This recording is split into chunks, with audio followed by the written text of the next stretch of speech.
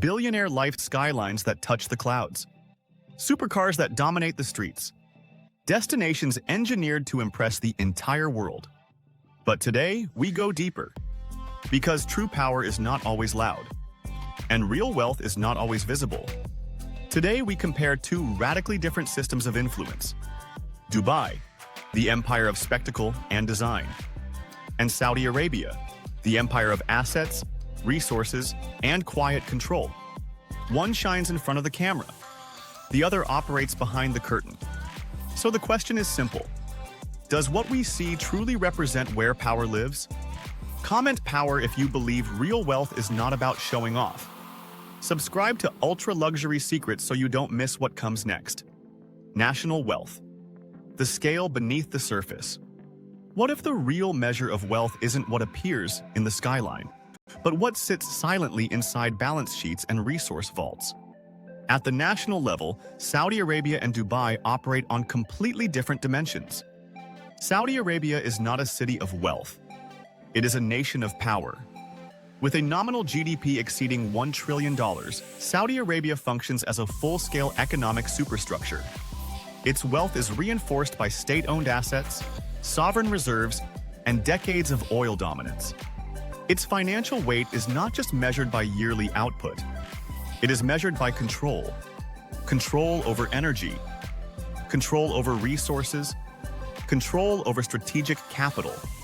Dubai, by contrast, is an engineered masterpiece. A city designed for efficiency, speed, and attraction. Dubai's GDP sits around $120 to $130 billion. And the entire UAE produces roughly $500 billion annually. That makes Dubai incredibly wealthy per square mile, but still operating at a fraction of Saudi Arabia's national economic mass. This gap defines everything. One commands wealth through scale and resources. The other refines wealth through design and concentration. One is power by size. The other is power by precision. And that difference becomes even clearer when we examine where the money truly comes from. Oil versus non-oil wealth. Two engines. Two realities. What happens when wealth doesn't need permission to exist because it is pulled directly from the ground? Saudi Arabia's financial core is built on oil, and the scale is unmatched. Producing roughly 9 to 10 million barrels per day, the kingdom stands among the world's largest energy suppliers. Saudi Aramco alone has reported revenues exceeding $400 billion in peak years, more than the total GDP of many countries. This is raw power wealth. Unfiltered, unstaged, uncompromised. It generates cash before tourism, before branding, before foreign investment. Dubai operates on a completely different model. Oil contributes less than 5% of its GDP. Instead, Dubai monetizes visibility, luxury real estate, global aviation hubs, ports, hospitality, finance. Every tower is an investment magnet. Every resort is a capital machine. Every marina is a gateway for global money. Saudi Arabia owns the source of wealth. Dubai masters the circulation of wealth. One system accumulates power. The other multiplies value. And both are dominant in their own way. Real estate and mega projects. When wealth becomes physical.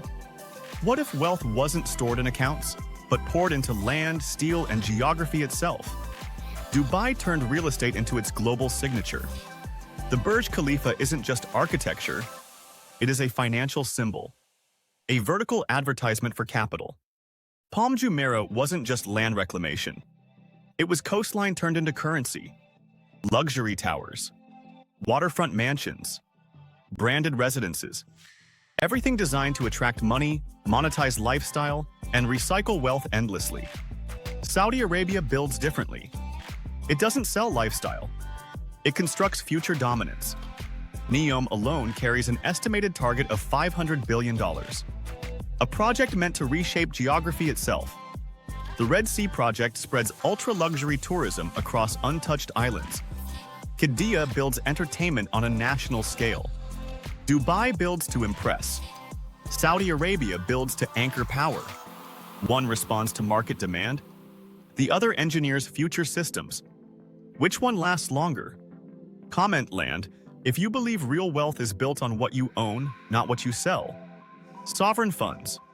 When cash becomes a global weapon. What if the ultimate luxury isn't a palace, but a fund so powerful it can buy influence itself? Saudi Arabia's Public Investment Fund now controls nearly $1 trillion in assets. This is not savings. This is strategic capital. It converts oil money into ownership, into infrastructure, into global partnerships, into future leverage. Dubai's approach is different, but equally surgical.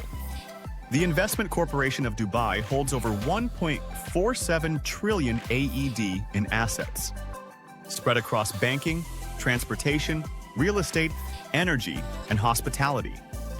And beyond that, the UAE layers its strength through Mubadala, managing over $3 billion in global assets. Saudi Arabia concentrates power into one mega fund. Dubai distributes power through operating companies. One centralizes authority. The other diversifies control. Royal lifestyle.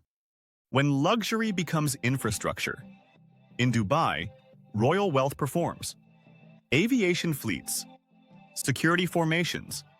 Super yachts that function like floating palaces. The 162-meter yacht Dubai is not just transport. It is a mobile headquarters of prestige. Saudi Arabia expresses wealth differently. Less public, more sovereign. The yacht Serene, reportedly purchased for around $500 million, represents privacy, scale, and authority rather than spectacle. Saudi palaces are not symbols. They are institutions. Dubai's wealth entertains. Saudi Arabia's wealth governs. Perception versus reality. What looks rich and what controls power? Dubai's wealth is cinematic. Glass towers, beachfront villas, record-breaking hotels. Everything is visible. Everything is designed to be admired. Saudi Arabia's wealth is structural. Oil reserves, sovereign funds, territorial assets, state control. These are not staged. They are strategic. Dubai looks richer. Saudi Arabia is richer. Dubai monetizes desire. Saudi Arabia secures systems. One sells lifestyle. The other owns leverage. And when wealth moves from beauty to control, the question changes. Not who shines brighter, but who decides the future when the lights go out. So here's the truth. Dubai turns wealth into spectacle. Fast, visible, global. Saudi Arabia turns wealth into structure. Deep, quiet, permanent. One is designed to impress. The other is built to endure. Would you rather live inside luxury or own the system that creates it? Comment 8 if this story changed how you see wealth. Subscribe to Elite Billionaire Life so you never miss what comes next.